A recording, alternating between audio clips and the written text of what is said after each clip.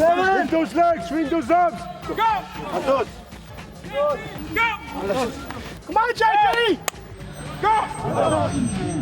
It's 7 a.m. in Port Moresby and the scorching sun is already taking its toll. Let him go left one, let him go on the side. Go! It does. The PNG Hunters need to contend with relentless heat and humidity during pre-season training. Go! It's like the most sacrifice we have been doing pre-season training. Sleepless night, like you woke up 5 o'clock in the morning. Go! Let's go. When you're in the team and final cut now, that all the sacrifices like you made it and you're happy about yourself.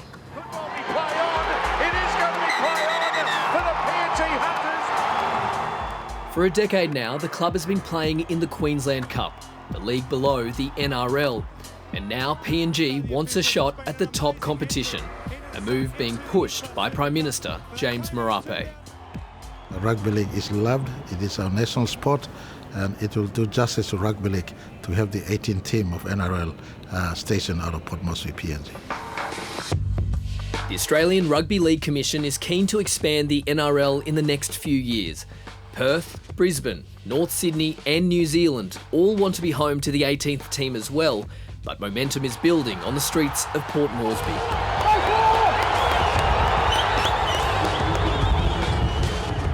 Papua New Guinea has two religions, like one is Christianity and the other is National Rugby League.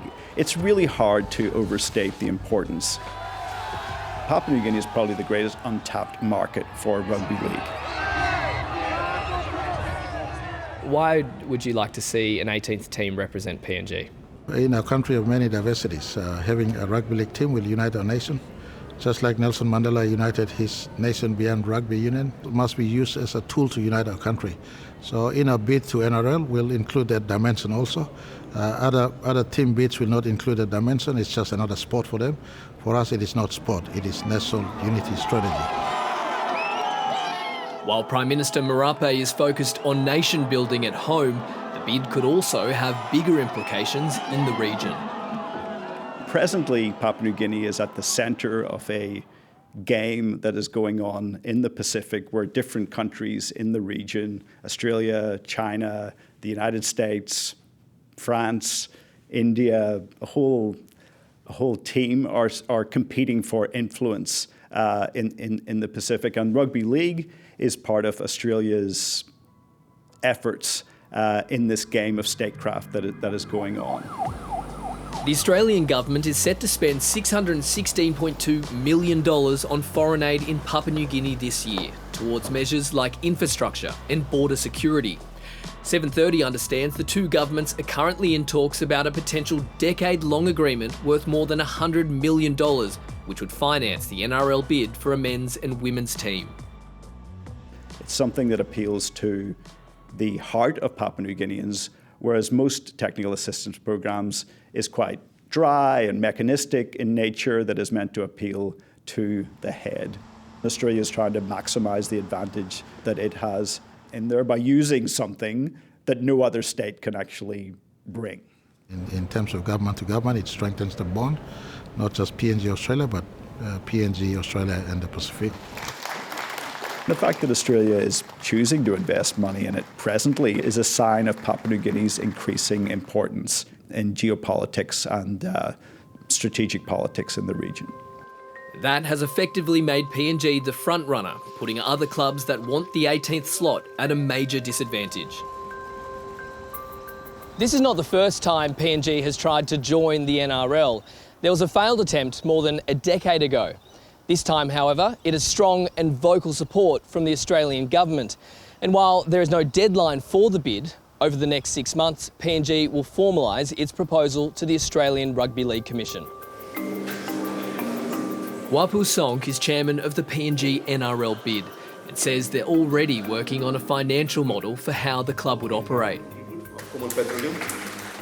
We have gone in to look at, fields and how to improve them, and we've also visited Australian clubs and learned from them. to develop our player development programs, game management programs, those sort of things. So we're basically learning from Australian clubs to start to put those building blocks together. In July, the Australian government announced $5.5 million would go towards setting up a junior players academy in Port Moresby. 5, 6, 7. Despite following the game his entire life, PNG Hunters forward Kamin Gock only started playing at 19.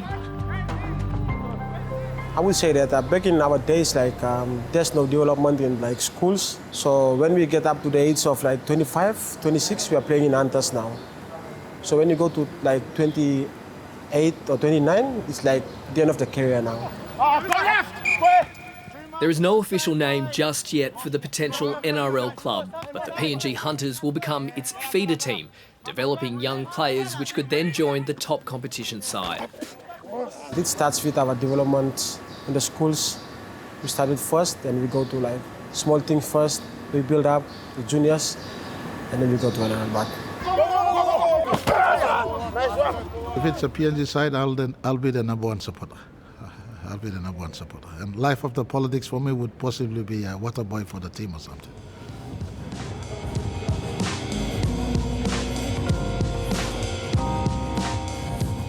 Kamin Gock isn't ruling himself out to play for a PNG NRL team. But now at 25 years old, he knows time is not on his side. If I'm still playing, that would be nice to me, but yeah, we'll see how it goes. 3, 2, 1.